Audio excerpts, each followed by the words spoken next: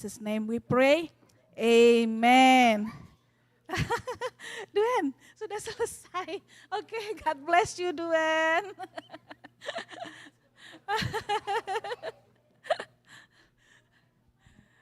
Oke, gimana lagunya? Ada yang sudah pernah dengar? Ada beberapa yang pernah dengar ya. Saya senang lagu ini, lagu Selalu Dinadi ini tuh terngiang-ngiang gitu di kepala saya.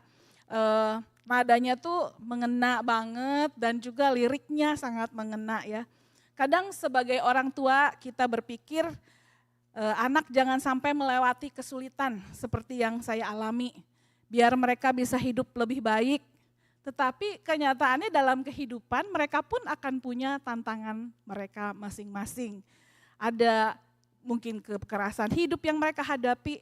Jadi kita mau mendidik anak-anak kita menjadi anak-anak yang tangguh ya. Bapak Ibu Saudara punya resilience dalam kehidupan.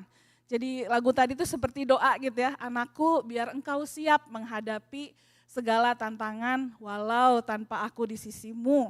Kita rindu anak-anak kita boleh kuat. Nah mendengarkan lagu ini ya 2 bulan terakhir ini jadi membawa saya kembali ke tema gereja kita ya. Di tema gereja kita tahun ini adalah unshakable, tidak tergoyahkan. Kalau ada badai datang gimana? Kita bisa kuat enggak gitu. Jadi kalau untuk bisa kuat, dasarnya mesti kuat. Ingat 2 minggu lalu Saudara Mario membagikan kepada kita unshakable foundation. Gimana sih supaya kita punya dasar hidup yang kuat, jadi ketika angin datang, ketika badai datang, kita bisa tetap kuat gitu. Nah di lagu tadi tuh di lirik awalnya tuh seperti ini ya. Kala nanti badai kan datang, angin akan buat kau goyah. Maafkan, hidup memang ingin kau lebih kuat. Jadi badai bakal datang. Gimana nih kita menghadapi badai kehidupan? The real problem is not the storm itself. The real problem is how we respond to the storm. Jadi masalah utamanya bukan badainya nih, tapi gimana kita menghadapi badai. So hari ini kita mau belajar ya, tapi sebelumnya mari kita sama-sama berdoa. Bapa di surga, pada pagi hari ini kami mengucap syukur buat setiap kesempatan yang Engkau berikan bagi kami untuk mendengarkan firman Tuhan. Kami sungguh rindu kebenaran firman Tuhan yang boleh membukakan setiap hati kami. Biar apa yang hamba-Mu akan sampaikan ini ya Tuhan, Engkau yang boleh mengurapinya sehingga boleh berbicara jauh ke dalam roh, ke dalam jiwa dari setiap jemaat Tuhan dan boleh membawa perubahan. Kami mengundang Roh Kudus untuk boleh bekerja di tempat ini, menjamah setiap kami, bekerja ya Tuhan. Engkau sanggup berbicara lebih jauh daripada kata-kata yang bisa hamba-Mu sampaikan saat ini ya Tuhan. Terima kasih Tuhan, di dalam nama Tuhan Yesus. Amin. So hari ini bertepatan dengan Mother's Day, saya mau mengajak kita semua belajar dari seorang wanita, seorang mama, seorang ibu yang ada di Alkitab. Yang ketika badai hidup datang, ia bisa bertahan, melewatinya, bahkan dia bisa menang dan bahkan berbuah dalam kehidupan. So hari ini kita akan belajar melalui Hana. Judul hari ini yang akan saya bagikan, bagaimana kehidupan Hana kneeling through the storm. Bagaimana Hana berlutut di tengah badai. Nah nanti firman Tuhan ini akan saya ambil dari kitab 1 Samuel 1 ayat 1 sampai 28 dan 1 Samuel 2 ayat 1 sampai 11. Jadi Bapak Ibu Saudara boleh persiapkan Alkitabnya. Itu akan di seputar itu ya di 1 Samuel dan 2 Samuel. Nah kita lihat ya bahwa tadi kita ngomong tentang badai ya, tadi lagunya BCL Bunga Citra Lestari, kata-kata di awalnya nanti kalau ada badai datang gimana, angin bisa membuat kita goyah. Nah, kita mau lihat bahwa memang poin pertama, badai kehidupan itu nyata ya Bapak Ibu Saudara ya. Ini tadi yang firman Tuhan yang kita siapkan. Nah yang pertama, badai kehidupan itu nyata. Ya, the storm is real. Kita kebanyakan sudah dewasa, sudah mengalami kehidupan ya, ada aja badai yang datang dalam kehidupan. Dan itu nyata dalam kehidupan kita. Nah apa saja sih yang bisa menjadi sumber goncangan, sumber badai dalam kehidupan kita? Ternyata ada beberapa ya. Yang pertama bisa jadi diri kita sendiri. Kebodohan kita itu bisa membawa kita kena badai ya. Misalnya contohnya Yunus tidak taat, akhirnya dia harus naik kapal, harus dibuang ke laut sampai ditelan ikan. Itu karena ketidaktaatan dia, karena kebodohannya, akhirnya dia masuk ke dalam badai. Seringkali kesalahan-kesalahan kita dalam hidup kita juga membawa kita kepada badai kehidupan yang sebenarnya bisa dihindari, itu satu ya. Ada juga badai dari dunia, karena kita memang hidup di dunia ini. Misalnya ada bencana alam, ya bencana alam bisa merubah kehidupan orang mengalami badai. Misalnya ada banjir, waduh rumahnya habis, itu badai kehidupan untuk orang-orang yang mengalami bencana alam. Akhirnya harus pindah atau harus hartanya habis, bisa jadi goncangan kehidupan, badai itu karena alam. Ingat juga ada pandemi, waktu itu kita mengalami pandemi, itu tuh badai loh dalam kehidupan kita, kehidupan yang berubah, tiba-tiba kita harus semua ada di rumah, beberapa perusahaan harus shutdown, tutup, itu sebuah badai dalam kehidupan karena keadaan di dunia.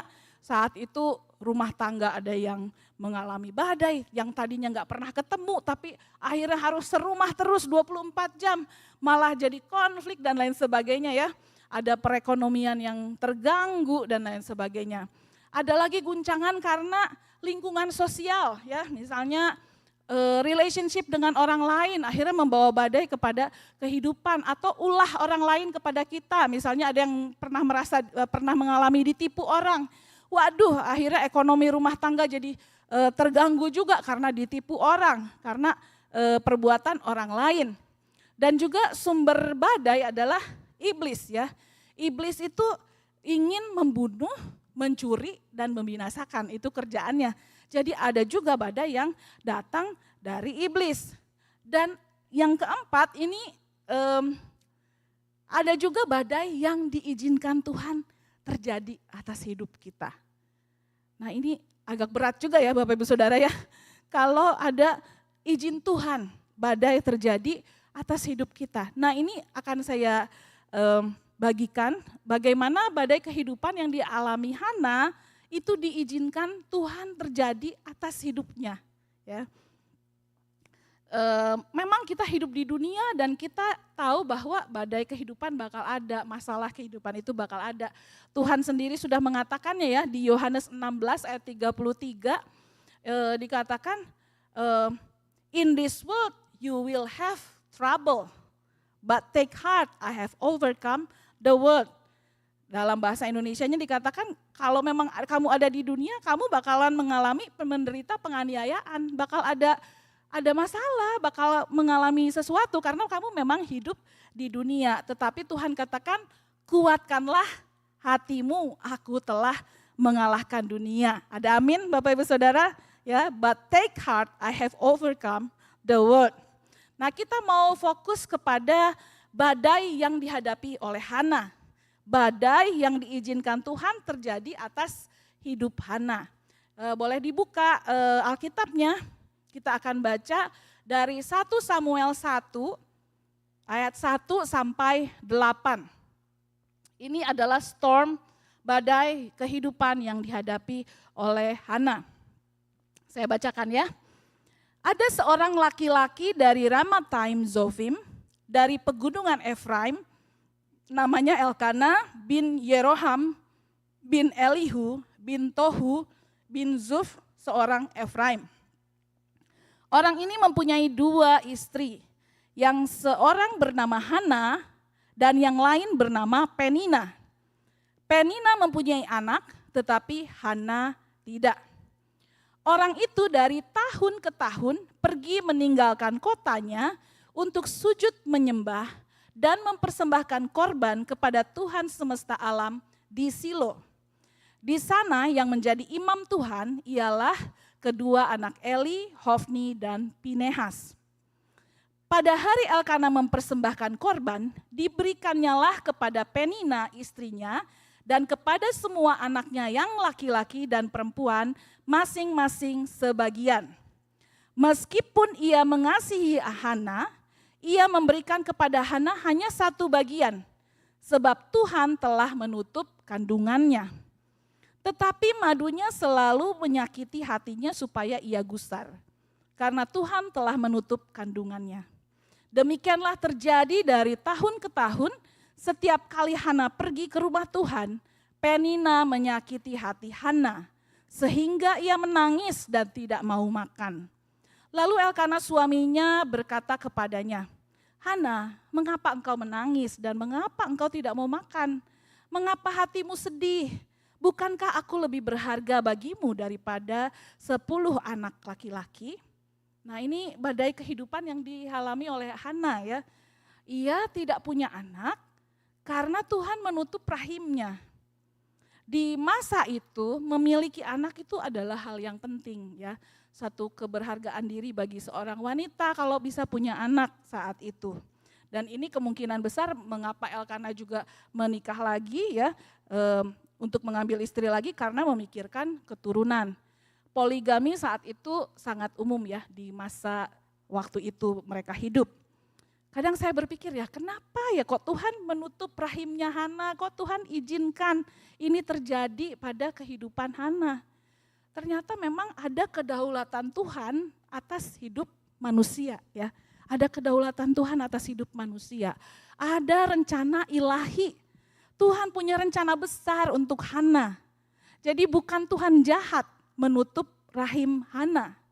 Tetapi Tuhan mau mempersiapkan Hana untuk menerima berkat yang besar. Tuhan mau Hana bertumbuh agar ia bisa menerima berkat yang Tuhan berikan. Nah, ada badai kehidupan yang lain selain udah gak punya anak. Hal lain yang dirasakan oleh Hana adalah storm atau badai dengan relationship-nya dengan istri kedua, dengan Penina. Gimana hubungannya ya. Penina ini selalu memancing amarah Hana. Di ayat ke-6 dikatakan Penina ini senang membuat Hana gusar. Kepingin Hana jadi kesel, Hana jadi sedih gitu ya. Untuk membuat si Hana jadi kesal dan menderita. Akibatnya Hana ini jadi wanita yang penuh duka cita. Yang penuh keluhan dan penuh kesedihan. Kasihan sekali ya. Ini Hana mengalami luka emosi karena perkataan-perkataan Penina. Bayangkan ini terjadinya tuh bertahun-tahun loh Bapak Ibu Saudara. Ya, masih ingat khotbah saya 2 bulan yang lalu ya tentang luka emosi. Jadi kita bisa terluka emosi kita karena perkataan negatif dari orang lain kepada kita. Nah ini yang dialami oleh Hana. Pada masa itu kemungkinan besar mereka hidup satu kompleks ya, satu kompleks rumah gitu ya. Atau satu rumah tapi dengan pembagian ruang, pembagian tenda yang terpisah. Jadi kalau di rumah kemungkinan besar Hana masih bisa menghindari Penina ya. Penina di kemahnya, saya di kemahnya nggak usah ketemu gitu ya. Tetapi ini di perjalanan dari Rama ke Silo itu ya mereka jalan bareng-bareng gitu ya. Ini katanya diperkirakan sekitar 24 kilometer. Ini jalan kaki loh ya. Dan jalannya nggak mulus seperti sekarang ini. Jalannya bisa jadi naik turun, jadi pasti lebih lama. Katanya kan diperkirakan 6-8 jam kalau jalan kaki. Tapi saya percaya itu bakalan lebih lama. Karena perginya juga rombongan ya. Kalau kita road trip rame-rame ya. Pergi 2 orang sama pergi 5 orang bakal beda tuh kecepatannya ya. Nanti ada yang perlu bathroom break gitu ya, berhenti di rest area yang satu. Yang lain ditanya mau enggak ke toilet? Enggak, udah oke. Tahu-taunya nanti berikutnya lagi yang tadi bilang enggak, saya sekarang mau, berhenti lagi. Jadi kebayang ya ini rombongan Hana dengan Elkana dan Penina dengan anak-anak itu kebayang perjalanannya itu, dan dalam situasi alam saat itu, nggak seperti sekarang infrastruktur sudah lebih baik. Nah, sepanjang jalan Penina menghina Hana. Ini termasuk bullying ya kalau bahasa sekarang ya. Ini termasuk dibully Hana ini. Wanita biasanya kalau membuli itu dengan perkataan. Gak usah perkataan ya, lirikan mata juga udah bisa membuli orang, bener gak? Diginiin aja, didelekin ya, kita sinisin, orang udah terasa kebuli, aduh udah merasa bagaimana gitu ya. Itu wanita tuh ya, cara membulinya itu dengan perkataan, dengan lirikannya. Kalau laki-laki mungkin langsung aja ya ngajak berantem kali ya, langsung pakai fisik ya. Kalau perempuan melontarkan perkataannya. Nah, Penina ini merasa menang, mungkin ya ini saya berandai-andai ya, mungkin Penina mengeluarkan kalimat-kalimat yang gak enak didengar oleh Hana, seperti misalnya, aduh kasihan kamu Hana, Tuhan menutup kandunganmu, aduh kasihan banget misalnya gitu ya. Atau kamu katanya dikasihi Tuhan, kok kamu gak punya anak gitu. Mungkin perkataan Penina seperti itu ya. Atau nanti dia deketin Hana, Hana aku ini istri sungguhan loh, aku bisa memberikan anak untuk Elkana. Kalau kamu cuman penghibur suami, gak bisa ngasih anak, misalnya seperti itu. Waduh, saya gak kebayang sih ya yang dihadapi Hana ya saat itu. Itu sangat menyakitkan sekali dan ini berlangsung bertahun-tahun. Saya gak kebayang sih luka emosi yang dihadapi oleh Hana.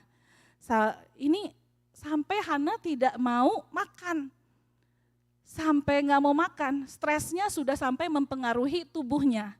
Jadi nafsu makan itu berkurang biasanya umumnya karena disebabkan oleh faktor psikologis ya, seperti stres atau depresi, selain misalnya karena penyakit gitu ya, tapi banyak kali disebabkan oleh faktor psikologis.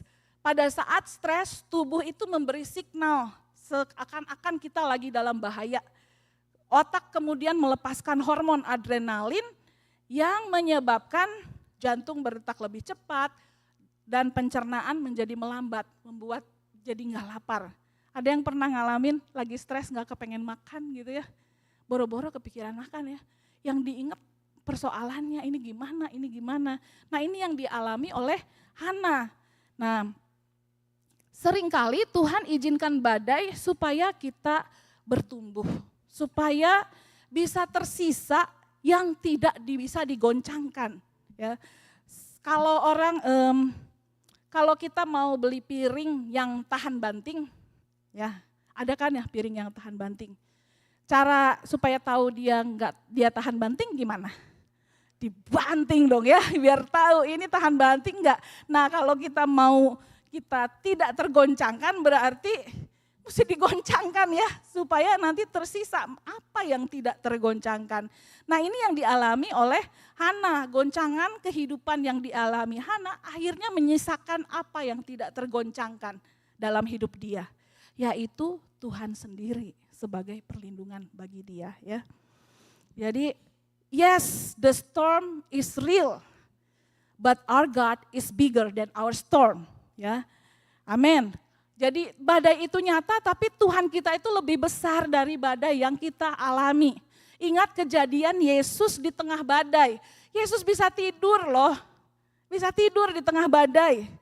Asal di kapal kehidupan kita ada Yesus, kita bisa menghadapi badai. Bukan dengan kuat gagah kita tentunya ya, karena ada kehadiran Tuhan Yesus dalam hidup kita. Ada amin ya Bapak Ibu Saudara.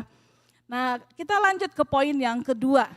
Ketika menghadapi badai, Hana memilih sikap hati yang memiliki sikap hati yang benar. Dia memilih untuk bersikap benar.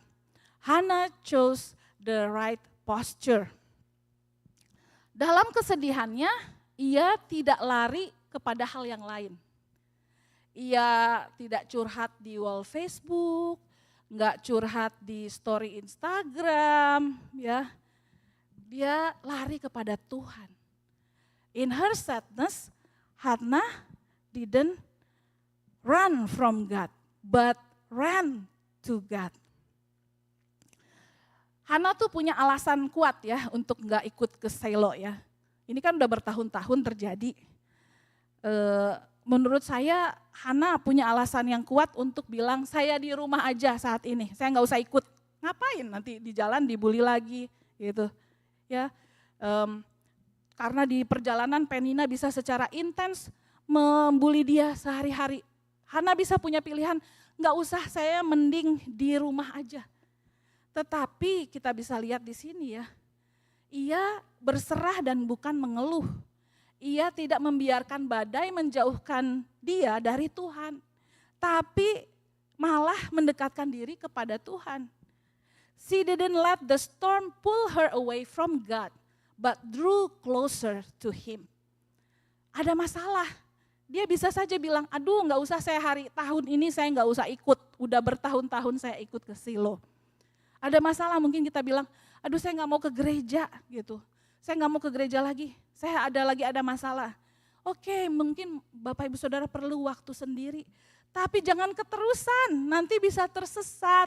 Ayo datang kepada Tuhan, punya sikap hati seperti Hana untuk datang kepada Tuhan. Engkau bisa datang kepada Tuhan lewat doa-doa pribadimu, lewat pertemuan-pertemuan ibadah seperti ini ya Bapak Ibu Saudara. Jadi Hana berdoa, Hana berlutut mencari Tuhan. Hana prayed, knelt down to seek God. Ini kita bisa lihat di 1 Samuel 9 ayat ke-15. 9 sampai 15. 1 Samuel 1 ayat 9 sampai 15. Saya bacakan ya. Pada suatu kali setelah mereka habis makan dan minum di Silo, berdirilah Hana. Sedang Imam Eli duduk di kursi dekat tiang pintu bait suci Tuhan. Dan dengan hati pedih ia berdoa kepada Tuhan sambil menangis terseduh-seduh. Kemudian bernasarlah ia, katanya, Tuhan semesta alam, jika sungguh-sungguh engkau memperhatikan sengsara hambamu ini dan mengingat kepadaku dan tidak melupakan hambamu ini, tetapi memberikan kepada hambamu ini seorang anak laki-laki, maka aku akan memberikan dia kepada Tuhan untuk seumur hidupnya, dan pisau cukur tidak akan menyentuh kepalanya. Ketika perempuan itu terus-menerus berdoa di hadapan Tuhan, maka Eli mengamat-amati mulut perempuan itu. Dan ketika Hana berkata-kata dalam hatinya dan hanya bibirnya saja bergerak-gerak, tetapi suaranya tidak kedengaran, maka Eli menyangka perempuan ini mabuk. Lalu kata Eli kepadanya, berapa lama lagi engkau berlaku sebagai orang mabuk? Lepaskanlah dirimu dari mabukmu.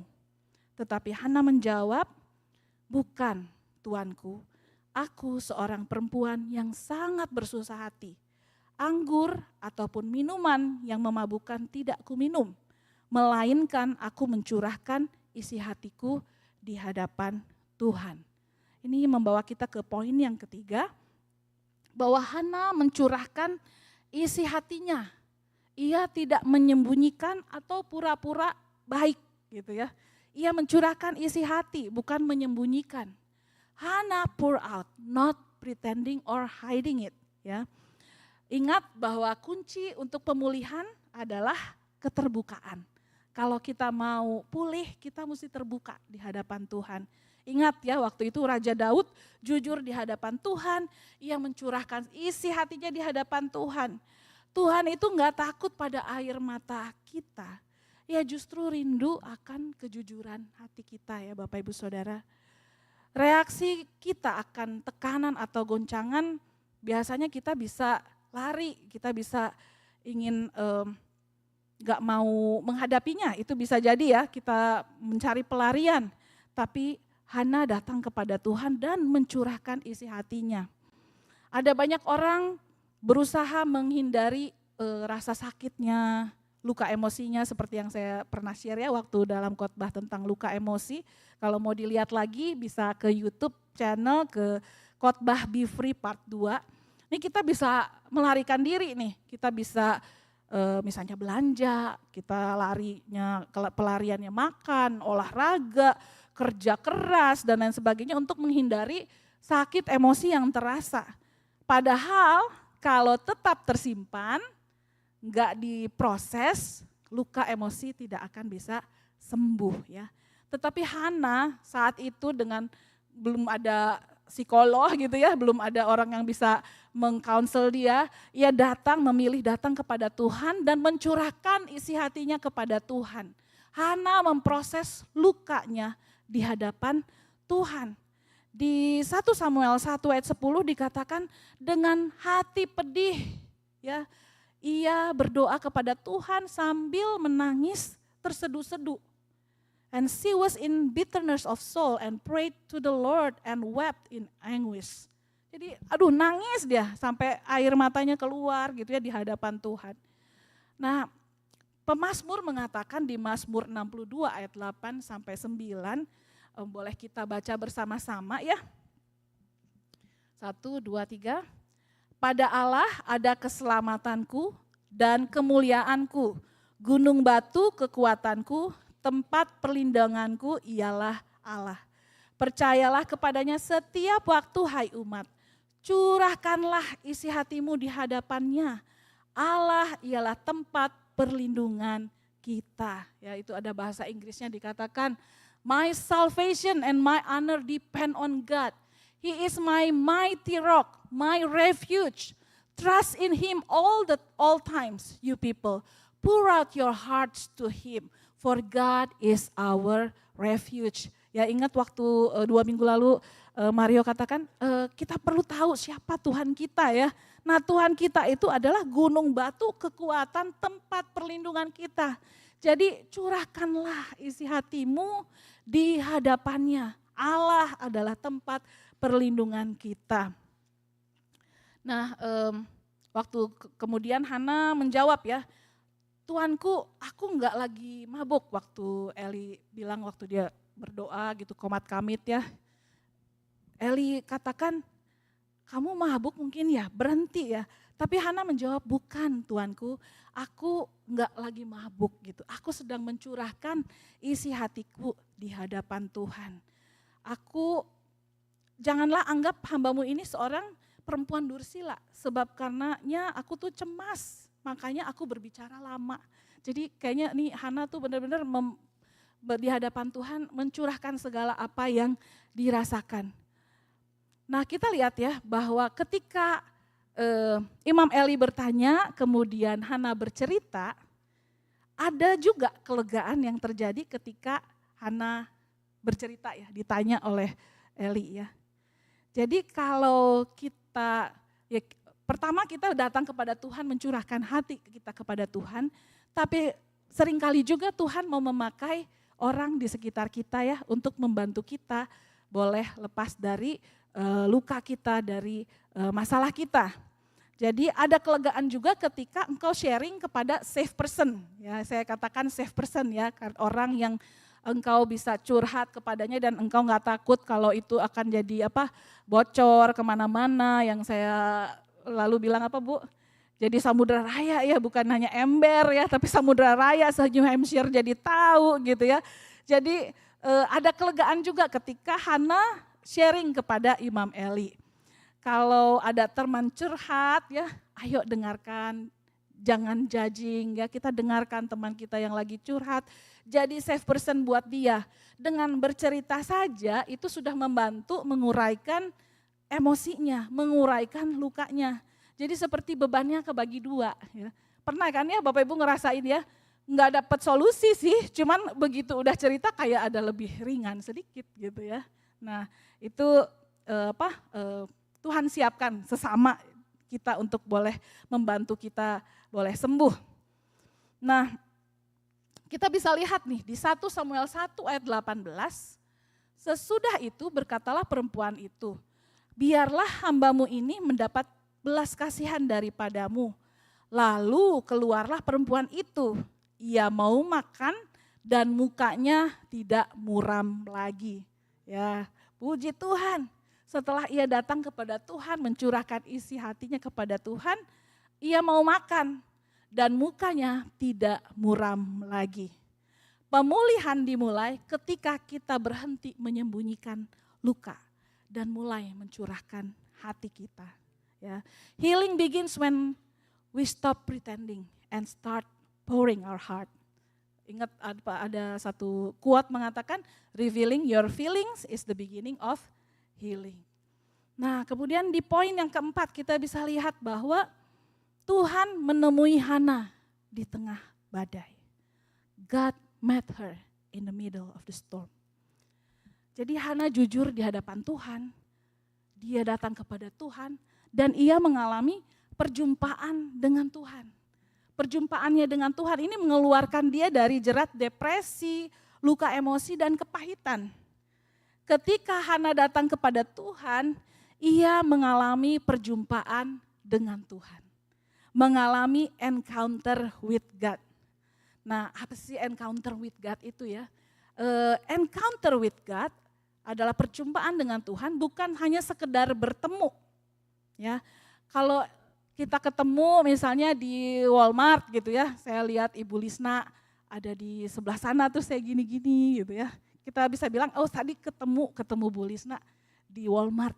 Tapi ya cuman say hi aja, nggak ngobrol apa-apa. Tapi kalau encounter with God itu heart to heart. Jadi pertemuan yang intens, pertemuan yang ada mendengarkan hati, kita bisa merasakan kehadirannya, ya. Itu encounter with God. Dalam perjumpaan Tuhan dengan perjumpaannya dengan Tuhan, Hana itu mendapatkan sesuatu. Oh, ternyata Tuhan tuh sayang sama aku ya. Sebelumnya ini saya menaruh kepercayaan diri saya pada memiliki anak. Kalau saya memiliki anak berarti Tuhan sayang. Kalau saya memiliki anak berarti saya berharga. Kalau saya memiliki anak berarti saya adalah wanita yang berharga. Wanita yang oke, seorang istri, seorang ibu. Tapi ketika dia bertemu dengan Tuhan, Hana boleh mendapatkan sesuatu gitu ya. Bahwa wow, Tuhan tuh sayang saya gitu ya. Bisa jadi sebelum ini Hana salah paham sama Tuhan. Kok kenapa sih ditutup gitu ya rahim saya. Tapi ketika dia berjumpa dengan Tuhan, dia merasakan kedaulatan Tuhan, dia tahu bahwa Tuhan sayang kepadanya. Akhirnya bisa jadi dia memiliki pengertian, oh Tuhan sekarang aku enggak apa-apa. Yang penting asal saya masih punya Tuhan dalam hidup, itu udah cukup. Ya, nanti kita bisa lihat bagaimana Hana mengungkapkan ini di pasal yang kedua. Jadi sebelum Samuel lahir, Hana sudah pulang dengan damai sejahtera. Ya, yang berubah bukan situasinya dulu, yang berubah tapi hatinya dulu ya. Ada jaminan gak dari Imam Eli bahwa ia nanti bakal punya 6 anak? Gak ada jaminan ya. Tetapi Hana boleh mendapatkan damai. Saat kita bertelut di tengah badai, kita mungkin belum mendapatkan jawaban. Tapi kita bisa menerima damai dari Tuhan. Ada amin Bapak Ibu Saudara ya. When we kneel in the storm, we may not live with answers, but we can live with peace. Her peace, ya, damainya Hana came from an encounter with God, not from the fulfillment of her request, ya, seperti yang di depan ya dikatakan bahwa kedamaian Hana dapatkan ketika ia mengalami perjumpaan dengan Tuhan, bukan ketika permintaannya dikabulkan. Nah, ini yang boleh jadi goal kita semua ya, Bapak Ibu Saudara. Kita mau merasakan damai walaupun Tuhan belum menjawab. Kita mau merasakan damai sekalipun ini lagi badai ini Tuhan, ya. Nah, jadi kita boleh melihat ya bagaimana Hana boleh mendapatkan kedamaian ketika ia berjumpa dengan Tuhan. Nah, di 1 Samuel 1 ayat 19 sampai 28 ini saya ceritakan saja ya. Singkat cerita, akhirnya setahun kemudian akhirnya Hana Tuhan berikan Samuel ya untuk Hana. Luar biasa, senang banget ya. Dan kita lanjut ke poin berikut. Jadi dari bertelut, menangis ya, Hana bergumul, akhirnya menjadi puji-pujian ya. Her kneeling turned into praise. Di dalam 1 Samuel 2 ayat 1 sampai 10 ada puji-pujian dari Hana. Nah ini her faith in the storm became her song after the storm. She didn't forget to praise the giver after receiving the gift. When starts it in surrender, it will end in worship. When God is the source. Jadi kalau kita mulai dengan berserah kepada Tuhan, itu akan membawa kita kepada menyembah kepada Tuhan. Karena kita tahu sumbernya adalah Tuhan. Saya boleh minta tolong Mario boleh membacakan 1 Samuel 2 ayat 1 sampai 10. Mario boleh bacakan buat kita semua ya. Ini puji-pujian Hana.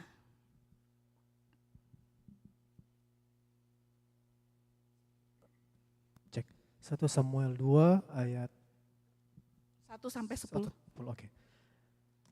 Lalu berdoalah Hana, katanya, hatiku bersukaria karena Tuhan, tanduk kekuatanku ditinggikan oleh Tuhan. Mulutku mencemoohkan musuhku, sebab aku bersukacita karena pertolonganmu. Tidak ada yang kudus seperti Tuhan, sebab tidak ada yang lain kecuali Engkau, dan tidak ada gunung batu seperti Allah kita. Janganlah kamu selalu berkata sombong, janganlah caci maki keluar dari mulutmu, karena Tuhan itu Allah yang maha tahu, dan oleh Dia perbuatan-perbuatan diuji. Busur panah pahlawan telah patah, tetapi orang-orang yang terhuyung-huyung di pinggangnya berikatkan kekuatan. Siapa yang kenyang dahulu sekarang menyewakan dirinya karena makanan.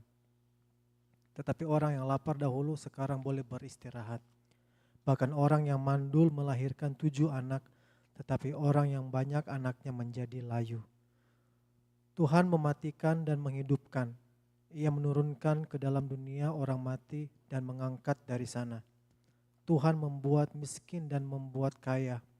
Ia merendahkan dan meninggikan juga.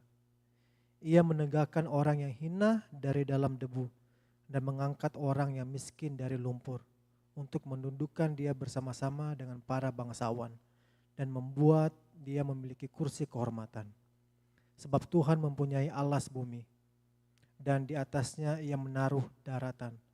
Langkah kaki orang-orang yang dikasihinya dilindunginya, tetapi orang-orang fasik akan mati binasa dalam kegelapan. Sebab bukan oleh karena kekuatannya sendiri seseorang berkuasa. Orang yang berbantah dengan Tuhan akan dihancurkan.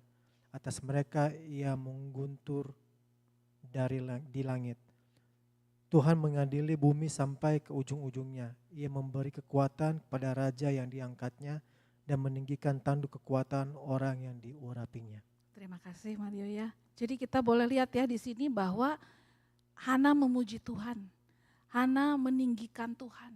Ini kita boleh baca lagi nanti di rumah. Jadi dalam perjalanan Hana, di dalam badai dia boleh mengenal siapa Tuhannya ya. Sehingga pada waktu itu ia boleh memuji-muji Tuhan.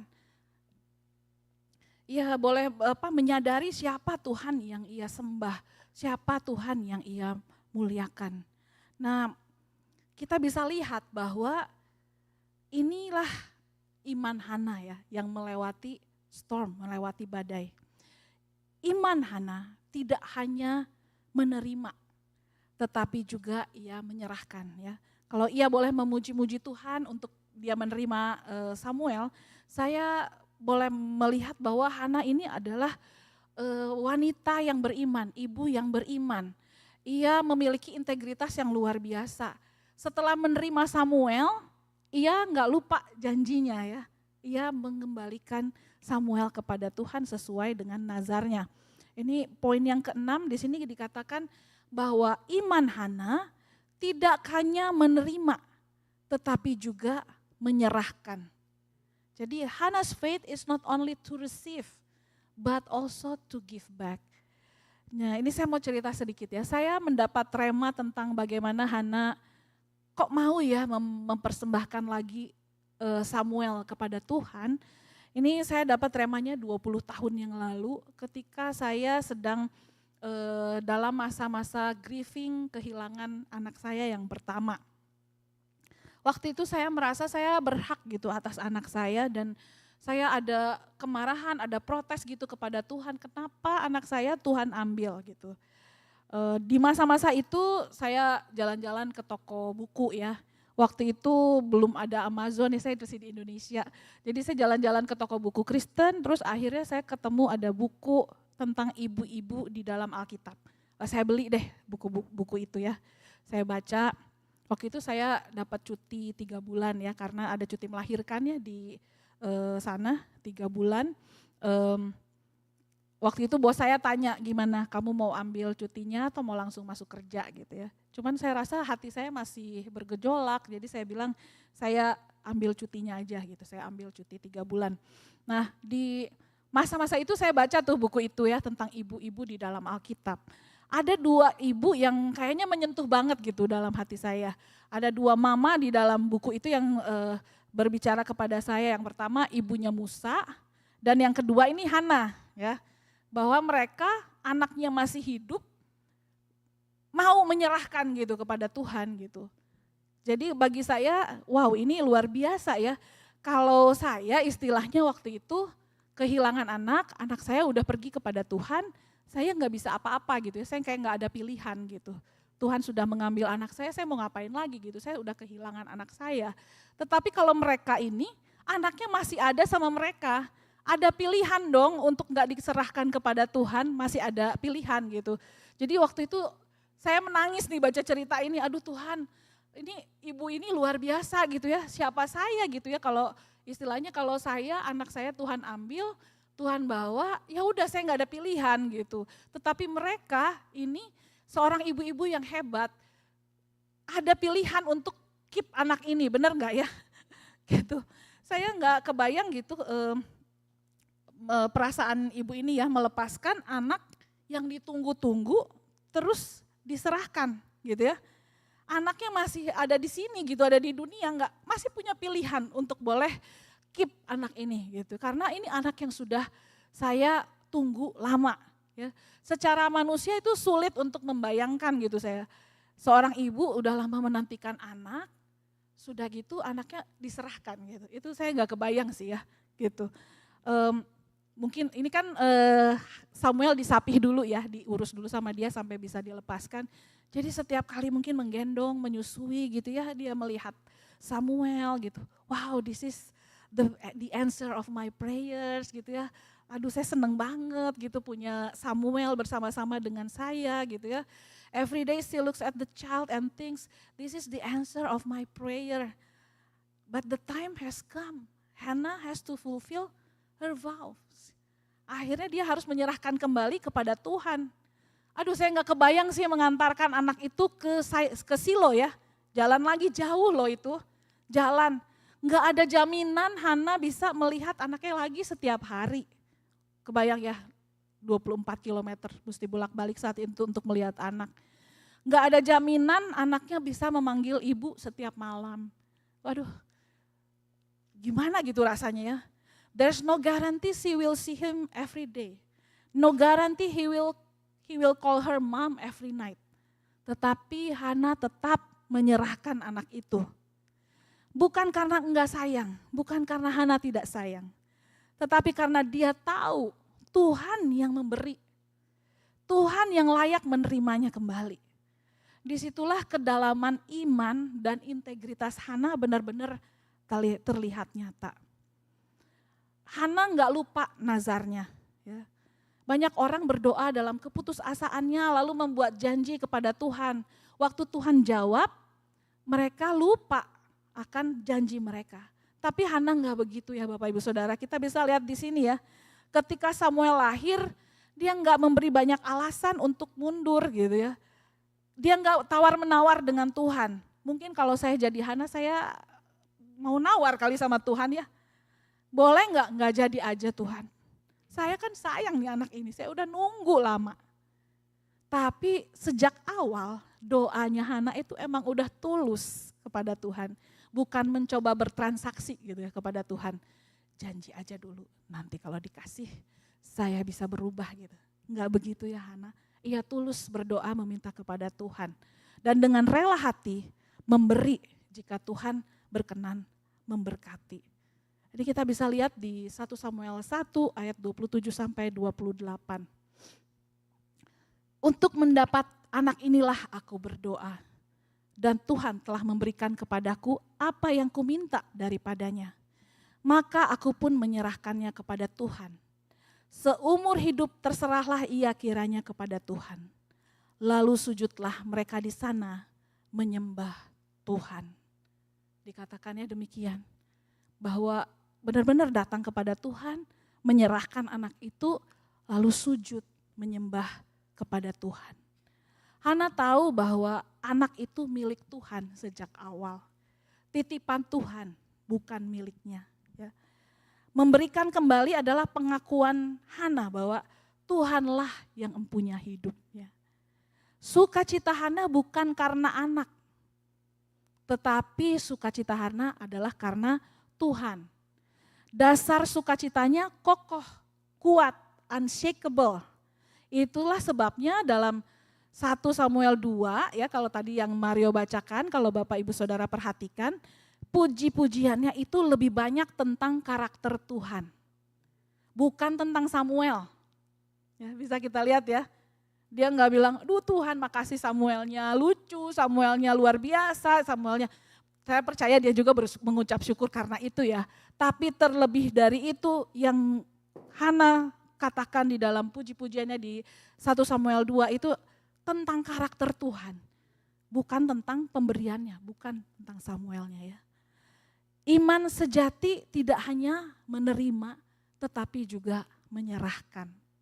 Tuhan menghargai orang yang menepati janji ya. Terlebih jika itu lahir dari kasih dan ketaatan. Nah Hana mengajarkan bahwa hal yang terbaik yang bisa kita lakukan untuk berkat yang kita terima adalah untuk mempersembahkannya kembali kepada Tuhan. Kita boleh melihat bagaimana Tuhan memulihkan hidup Hana. Ya dari dihina, dia bergumul, mengambil pilihan untuk berdoa kepada Tuhan. Sampai sekarang kita mengenal Hana loh, Tuhan mengangkat dia. Hana jadi seorang ibu nabi yang memberkati seluruh bangsa. Kita ingat Hana sebagai ibu dari Samuel. Luar biasa ya Tuhan memulihkan hidup dari seorang Hana, seorang ibu yang memutuskan untuk berlutut, berdoa, datang kepada Tuhan. Nah hari ini kita belajar dari Hana ya. Saya mau rekap aja supaya kita nggak lupa. Nah jadi kita belajar hari ini, kneeling through the storm. Kita tahu bahwa badai itu nyata, tapi Tuhan kita lebih besar daripada badai. Kemudian Hana memilih untuk memiliki sikap hati yang benar. Lalu Hana jujur dan mencurahkan isi hatinya kepada Tuhan. Lalu Tuhan menemui Hana di tengah badai. Ada perjumpaan dengan Tuhan di tengah badai. Hana berlutut, dari berlutut berdoa akhirnya menjadi puji-pujian. Dan yang keenam, iman Hana tidak hanya menerima tetapi juga menyerahkan. Nah Bapak Ibu Saudara boleh lihat dari keenam poin ini. Kita renungkan sebentar ya. Pertanyaannya bagi kita hari ini, kita ada di posisi yang mana nih? Mungkin ada yang baru mengalami badai. Mungkin ada yang sudah memilih untuk bersikap hati yang benar, tetap datang kepada Tuhan, tetap setia beribadah, tetap berdoa kepada Tuhan, lanjutkan. Atau ada yang belum jujur mencurahkan isi hati kepada Tuhan, ayo mulai curahkan isi hatimu kepada Tuhan. Karena Tuhan rindu memulihkan Bapak Ibu Saudara. Percayalah pertemuan dengan Tuhan itu akan memulihkan kita. Kita akan memiliki damai sejahtera yang dari Tuhan. Dan akhirnya kita boleh menaikkan puji-pujian kepada Tuhan karena Tuhan, bukan karena pemberiannya. Dan akhirnya kita boleh memaknai berkat yang Tuhan berikan.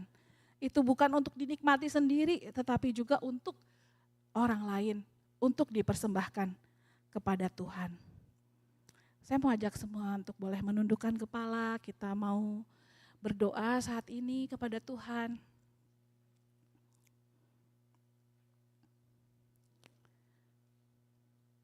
Saya percaya apa yang dibagikan saat ini boleh menjadi satu perenungan buat kita semua ya. Dalam Mother's Day hari ini kita belajar dari seorang mama, seorang ibu di Alkitab yang namanya Hana. Biarlah pada pagi hari ini kita boleh dibangun lagi, kita boleh lihat bahwa Tuhan boleh beserta kita di dalam setiap badai kehidupan.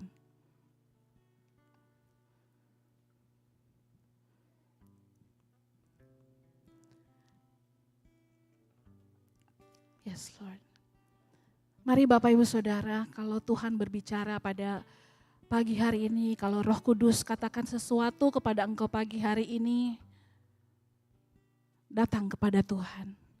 Katakan kepada Tuhan, komitmen apa yang Bapak Ibu Saudara mau ambil ketika engkau mengalami kesulitan dalam kehidupan, ketika engkau mengalami badai dalam kehidupan. Mari kita terus bangun iman kita di atas dasar yang teguh. Mari kita terus berproses bersama-sama dengan Tuhan. Jangan takut mengeluarkan air mata, meneteskan air mata, mencurahkan isi hati kepada Tuhan. Tuhan rindu boleh melihat hati-hati yang jujur di hadapannya. Ia sudah siap dengan pemulihan, ia siap dengan damai sejahtera yang mau disampaikan kepada kita, mau diberikan kepada kita. Mau gak kita menerimanya? Pagi hari ini mari Bapak Ibu Saudara kita berdoa, kita sama-sama datang kepada Tuhan. Ya Tuhan, kami sungguh mengucap syukur kalau hari ini kami boleh belajar dari seorang ibu yang bernama Hana. Kami mau melihat Tuhan lebih dari apapun yang terjadi atas kehidupan kami Tuhan. Kami mau Engkau yang boleh besar di dalam kehidupan kami ya Tuhan. Ajar kami ya Tuhan untuk boleh punya iman seperti Hana. Yang boleh datang kepadamu ya Tuhan. Boleh memiliki sikap hati yang benar, tetap datang kepada Tuhan, tidak lari ya Tuhan. Boleh datang berdoa kepada Tuhan, mencurahkan isi hati kepada Tuhan. Boleh mengalami perjumpaan dengan Tuhan, encounter with God, heart to heart with God. Sehingga ia boleh mengalami satu pemulihan yang luar biasa. Ia boleh keluar dari jerat depresi, ia keluar dari jerat emosi negatif yang ia hadapi ya Tuhan. Ia boleh kembali cerah lagi wajahnya dan bisa makan karena damai sejahtera yang Tuhan berikan untuk Hana. Mengucap syukur ya Tuhan kalau pagi hari ini kami boleh diajarkan lagi bahwa hidup ini milik Tuhan, segala yang ada pada kami adalah milik Tuhan. Ajar kami untuk beriman bukan hanya untuk menerima saja ya Tuhan, tetapi kami boleh mempersembahkan kembali apa yang Tuhan sudah percayakan bagi kami ya Tuhan. Sehingga kami boleh punya hidup yang bermakna ya Tuhan, hidup yang boleh memberkati banyak orang ya Tuhan. Terima kasih Tuhan, terima kasih. Kami mengucap syukur buat firman-Mu pada hari ini. Di dalam nama Tuhan Yesus, semua yang percaya boleh sama-sama katakan amin. Bapak Ibu Saudara dapatkan sesuatu pagi ini? Kalau iya boleh angkat tangannya, puji Tuhan.